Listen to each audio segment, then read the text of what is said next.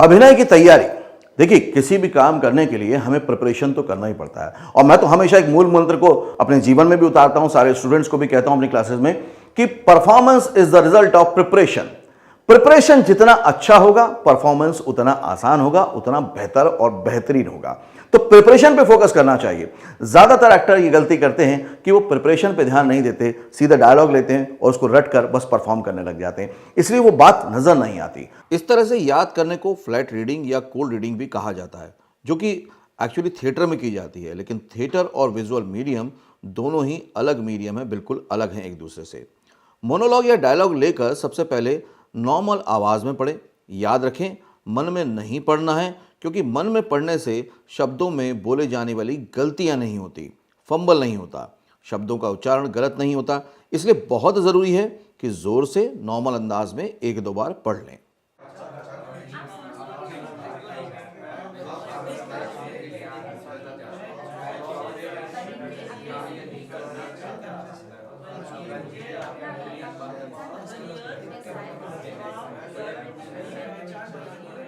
बहुत ज़रूरी है समझना उन चीज़ों को जो कि डायलॉग परफॉर्मेंस के लिए ज़रूरी है। तो स्टेप नंबर 1 क्या है?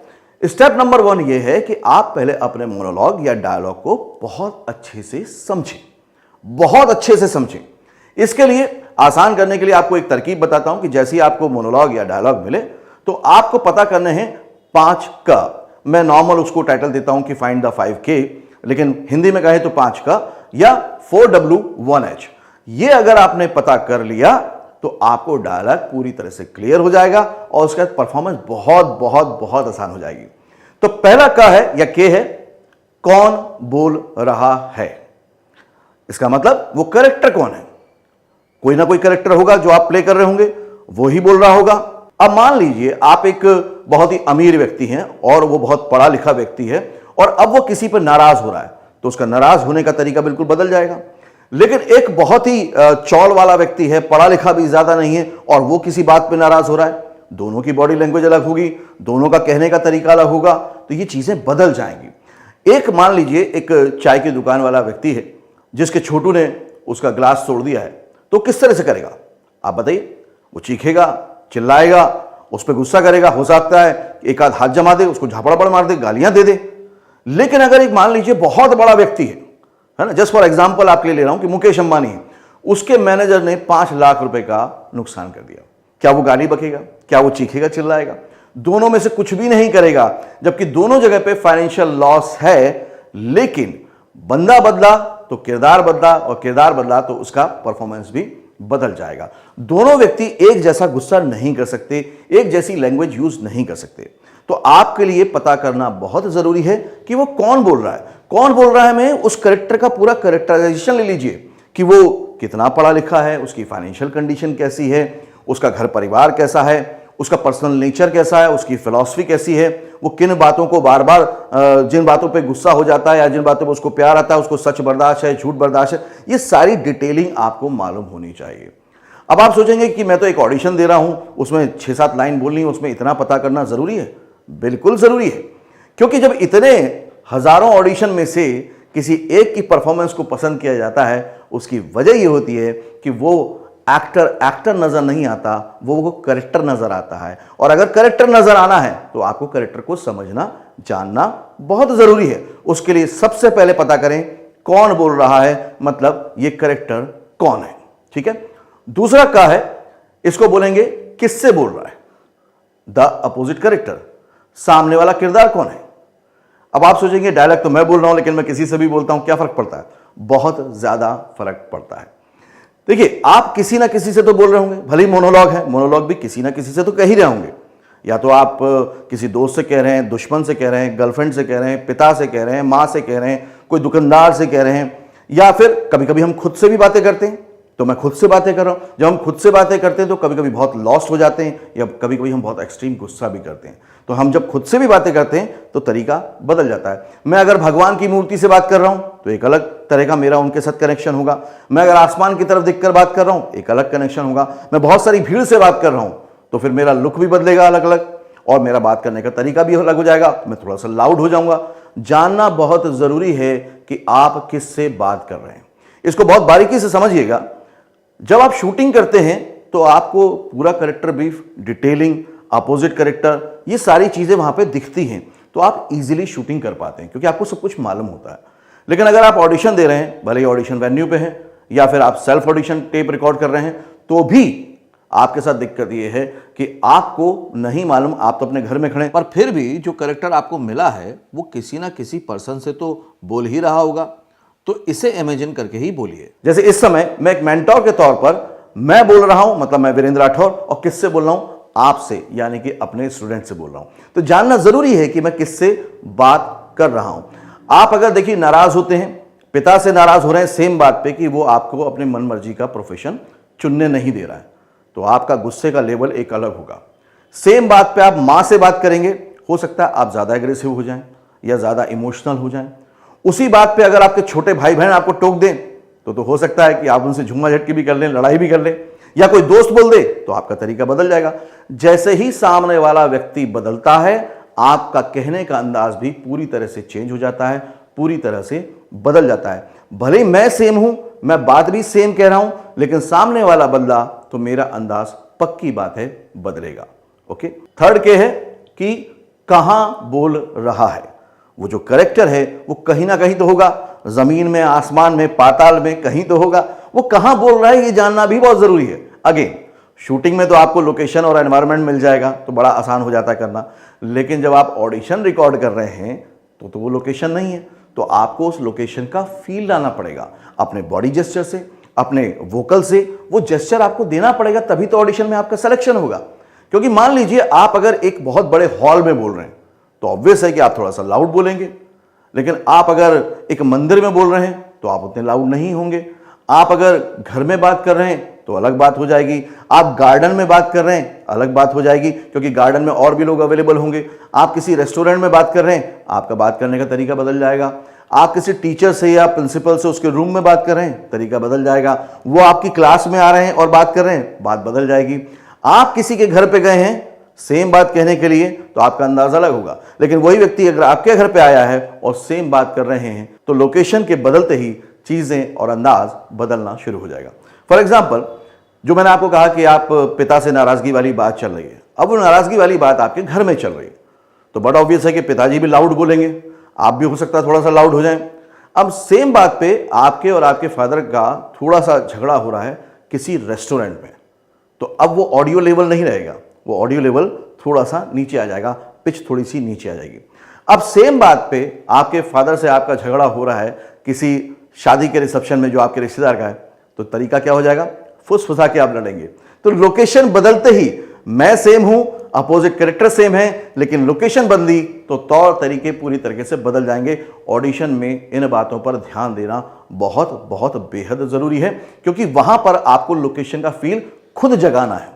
तो जब भी आपको मोनोलॉग मिले, आप देखिए कि कौन बोल रहा है, किससे बोल रहा है, कहां बोल रहा है। अच्छा, गार्डन में बोल रहा है तो गार्डन में हम तकरीबन ऐसे बात करते हैं, मंदिर में ऐसे बात करते हैं, घर में ऐसे बात करते हैं। तो आपका पूरा का पूरा जो वे ऑफ टॉकिंग है या वे ऑफ परफॉर्मेंस है वो पूरी तरह से चेंज हो जाएगा। इसलिए पता करें कि कहां बोल रहा है। फोर्थ है, क्यों बोल रहा है, रीजन, वजह। जो भी मोनोलॉग डायलॉग आप बोल रहे होंगे उसके पीछे कोई ना कोई जायज वजह होगी, तभी तो आप कह रहे हैं। जो कहते भी है ना कि acting is nothing but reacting, तो आप जो रिएक्ट कर रहे हैं वो क्यों कर रहे हैं, उसका रीजन क्या है। वो रीजन के समझ में आते ही आपको पूरा का पूरा वो लाइंस का पर्पस समझ में आ जाएगा। आप नॉर्मल लाइफ में भी जब भी किसी से बात कर रहे होते हैं उसके पीछे एक वैलिड रीजन होता है। आप अगर टाइम पास भी कर रहे हैं तो टाइम पास करने के लिए भी कर रहे हैं तो रीजन है कि आपको किसी की गॉसिप करने में मजा आ रहा है, या आपको कुछ ऐसी बात पता है जो आपके दोस्त को नहीं पता है, तो रीजन है। तो रीजन ढूंढिए, क्योंकि रीजन के पता चलते ही बातें बदल जाती है कि मैं क्यों बोल रहा हूं। जैसे हम किसी से टाउंटिंग में बोल रहे हैं, बहुत ज्यादा ताना मारते बोले, हाँ मुझे मालूम है यार तू मेरा कितना ख्याल रखता है। तो यहां पे वर्ड कितना है, हाँ मुझे मालूम है तुम मेरा कितना ख्याल रखते हो। तो बात तो बिल्कुल पॉजिटिव है, लेकिन मैं इसलिए बोल रहा हूं कि मैं अभी आपसे परेशान हूं या मुझे कोई तंज देना है, आपको ताना मारना है। और अगर ये बिल्कुल पॉजिटिव है तो मैं बिल्कुल पॉजिटिवली बोलूंगा, हाँ मुझे मालूम है कि तुम मेरा कितना ख्याल रखते हो।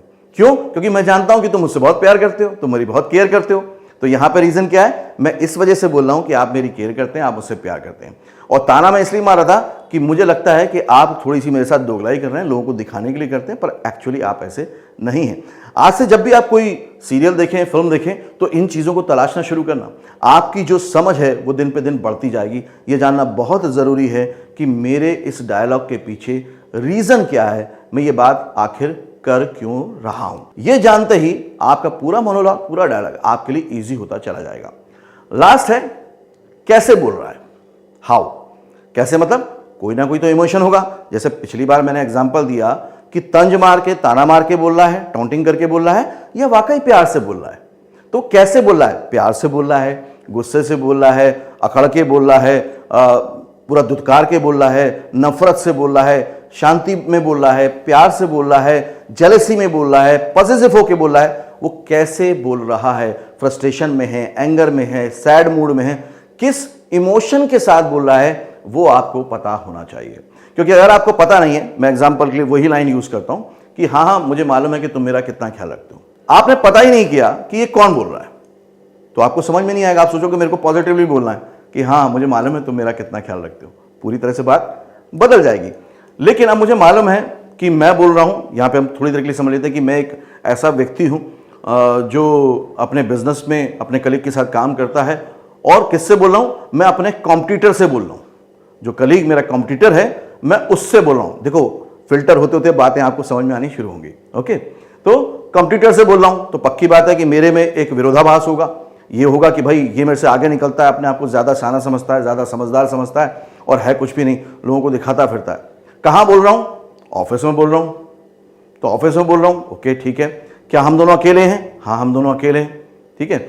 अब उसके बाद क्यों बोल रहा हूं, रीजन ये है कि अभी अभी उसने मुझे ये बोला है कि यार तू ध्यान मत दे इन बातों पे, मैं तेरा बहुत ख्याल रखता हूं, क्योंकि यार मुझे मालूम है तू अच्छा आदमी है, ये वो मैंने उससे बहुत तारीफ करी, बॉस से तेरी बहुत तारीफ करी, समझे तू, ऐसा बता रहा है वो आपके लिए पॉजिटिव, ठीक है। अब भले ही वो पॉजिटिव है, लेकिन क्योंकि मैं कॉम्पिटिटर मानता हूं तो मैं तो उसको टाउंट करके ही बोलूंगा। तो कैसे बोल रहा हूं, टाउंट करके बोल रहा हूं। अब पूरी की पूरी लाइन बदल गई। अब सिचुएशन को उल्टा कर देते हैं। कौन बोल रहा है, मैं बोल रहा हूं। किससे बोल रहा हूं, अपने कलीग से बोल रहा हूं। क्यों बोल रहा हूं, उसके पीछे रीजन ये है कि उसने अभी अभी बहुत अच्छे से मेरे लिए पॉजिटिव एक स्पीच दी है, और वो आके बोलता है कि यार मैं तुझसे बहुत प्यार करता हूं, यार रियली यार तू बहुत अच्छा बंदा है। तो अब मैं बोल रहा हूं उससे अकेले में ऑफिस में, तो मैं बिल्कुल पॉजिटिवली बोलूंगा। तो मैं कैसे बोल रहा हूं, पॉजिटिवली बोल रहा हूं, प्यार से बोल रहा हूं। हाँ हाँ मुझे मालूम है तू मेरा बहुत ख्याल रखता है। तो चीजें एकदम से पूरी तरह से बदल जाएंगी। अगर आपने ये 4W1H या 5K अच्छे से पता कर लिए, इसमें मुश्किल से आपको 2 से 3 मिनट लगेगा, लेकिन परफॉर्मेंस का लेवल बहुत आगे निकल जाएगा। आप इतने कंफर्टेबल हो जाएंगे, कॉन्फिडेंट हो जाएंगे कि आप बहुत इजीली परफॉर्म करेंगे। अब हम एक प्रैक्टिस मोनोलॉग से 5K को और भी अच्छे से डिटेल में समझते हैं। मान लीजिए आप एक ऑडिशन दे रहे हैं और आपको ये मोनोलॉग दिया गया है, तो इसको कैसे करेंगे वो देखते हैं। ये एक मोनोलॉग है जिसमें कि कोई साला या साली बोल रही है कि ये क्या है जीजू, मैं यहाँ बोर होने तो नहीं आया हूँ या नहीं आई हूँ, और उसके बाद पूरा का पूरा कन्वर्सेशन है। ये मोनोलॉग आपने पढ़ा हुआ है, देखा हुआ है, ओके। तो जैसे 5K की हम प्रैक्टिस करते हैं, तो इसमें कौन बोल रहा है, जीजू की साली बोल रही है। साली मतलब कि आप, है ना। तो आप लोग भी जिस एज ग्रुप में हैं उसके हिसाब से आपको इसको प्रेडिक्ट करना है, ठीक है। तो साली बोली, तो साली को हम समझते हैं कि भाई वो थोड़ी सी लाडली भी होती है या लाडला भी होता है, उसका थोड़ा सा अधिकार भी होता है और थोड़ा पैम्पर किया जाता है उसको, है ना। किससे बोल रही है, जीजू से।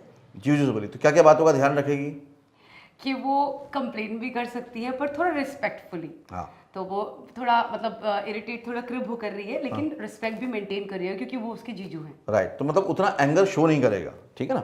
कहाँ पे बोल रही है, घर पे बोल रही है। घर पे बोलने से क्या फायदा है, ताकि दीदी भी सुने और वो भाई के बारे में भी बता सके, सब लोग सुने कि वो बोर हो रही है। राइट। और घर में हम थोड़ा सा कॉन्फिडेंस भी फील करते हैं। अगर मेरी दीदी का घर है तो मैं थोड़ा सा कॉन्फिडेंट होगा, लेकिन उतना भी कॉन्फिडेंट नहीं होगा जितना कि मैं अपने घर में हूँ।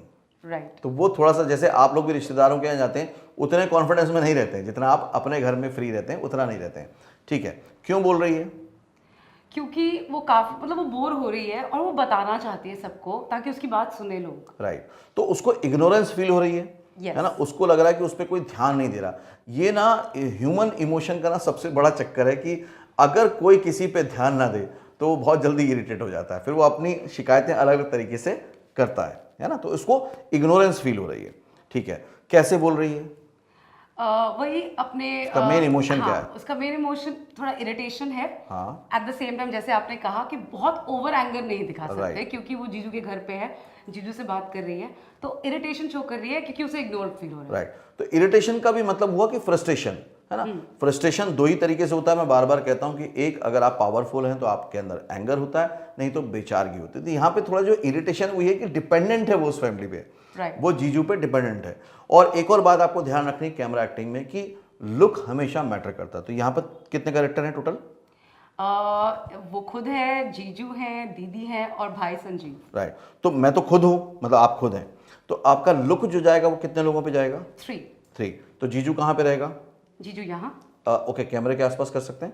श्योर। ओके। अगर जीजू अगर मैं बात कर रही हूँ तो अगर मैं जीजू से सपोज जीजू यहाँ है, हाँ। जो मेरे कैमरे में है, हाँ। दीदी वहाँ है तो Okay. मैं वहाँ देखूंगी, और भाई संजीव वहाँ है तो मैं वहाँ देखूंगी। राइट तो ये लुक भी आप इसी तरह से प्रैक्टिस कीजिएगा, क्योंकि 3 कैरेक्टर से बात कर रहा है वो कैरेक्टर, तो उसका लुक भी 3 जगह जाएगा। तो हम समझ चुके हैं 5K को बहुत अच्छे से। अब आप परफॉर्म कीजिए, ठीक है? Sure. ये क्या है जीजू, मैं आप बोर होने तो नहीं आई थी, आप सारा दिन ऑफिस के काम में लगे रहते हैं, दीदी सारा दिन किचन का काम करती रहती है, और ये आपका भाई संजीव, इसके पास तो मेरे लिए टाइम ही नहीं है। वहां अमेरिका में तो मैं कितने मजे किया करती थी। अरे जीजू ये घर है, यहां तो ऑफिस की फाइल्स छोड़ दो।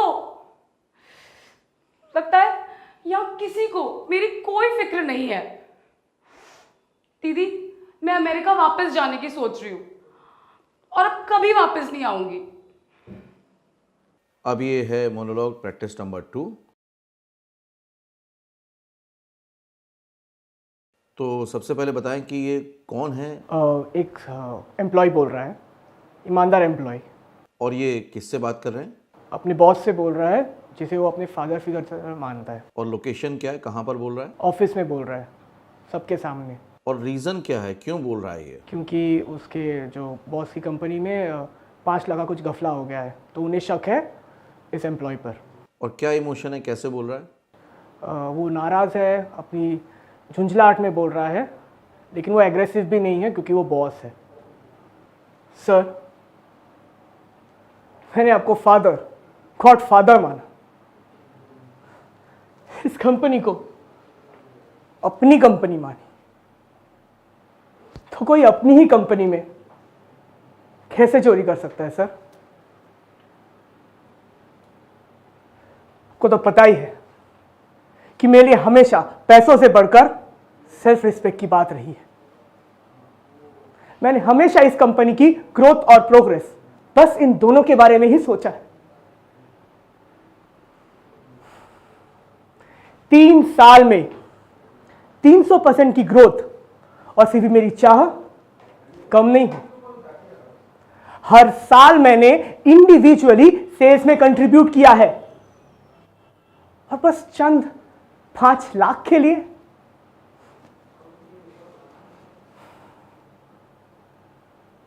ओके, इस कंपनी की हर एक छोटी से बड़ी प्रॉब्लम को आज तक मैंने खुद सॉल्व किया है, तो आज भी मैं ये प्रॉब्लम खुद ही सॉल्व करूंगा। लेकिन मैं ये बता दूं कि ये प्रॉब्लम इस कंपनी की आखिरी प्रॉब्लम होगी जो मैं खुद सॉल्व करूंगा।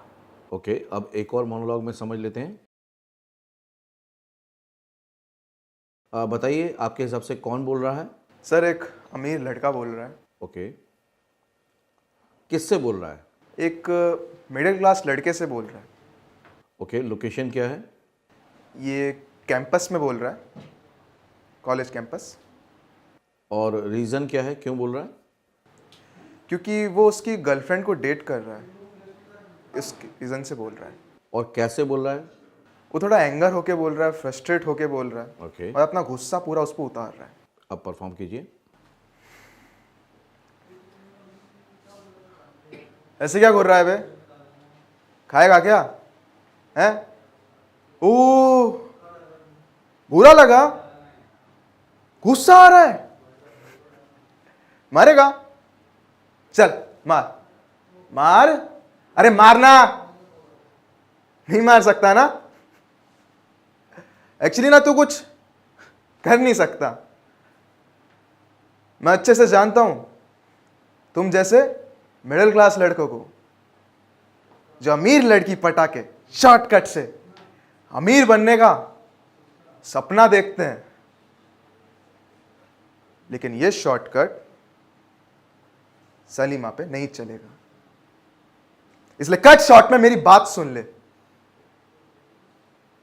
सलीमा सिर्फ मेरी है, सलीमा से दूर रहे।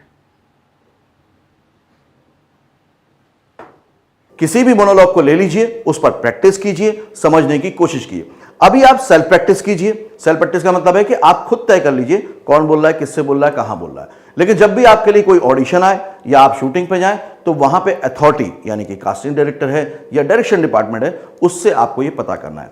नॉर्मली फिल्मी लैंग्वेज में इसको कहते हैं कि कैरेक्टर का ब्रीफ दे दीजिए या कैरेक्टर का डिटेल बता दीजिए।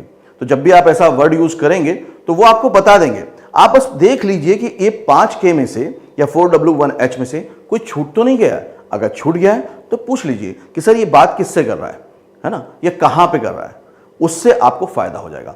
पहले सुन लीजिए कैरेक्टर ब्रीफ, उसमें जो छूट जाए वो क्वेश्चन उनसे पूछ लीजिए। लेकिन जानना बेहद बेहद जरूरी है। बगैर जाने इसको आप जो भी परफॉर्मेंस करेंगे वो अच्छी नहीं होगी, ये तो तय बात है। लेकिन इसको समझ के करेंगे तो आपकी परफॉर्मेंस थोड़ी बेहतर होगी, ये भी तय बात है। तो इसकी प्रैक्टिस कीजिए। आज का टास्क आपके लिए यही है कि इसको कंप्लीटली आप कम से कम 3 से 4 मोनोलॉग में प्रैक्टिस करिए। अभी आगे मत बढ़िए। मेरा पूरे कोर्स के दौरान आपसे एक ही निवेदन है, रिक्वेस्ट है कि जल्दबाजी में कोर्स को ना करें। एक चैप्टर को करने के बाद कम से कम खुद को 1 से 2 दिन का समय दें, उसकी प्रैक्टिस करें, तब अगले चैप्टर पे आप मूव करें। तो आज प्रैक्टिस कीजिए मोनोलॉग में 5K पता करने की। All the best.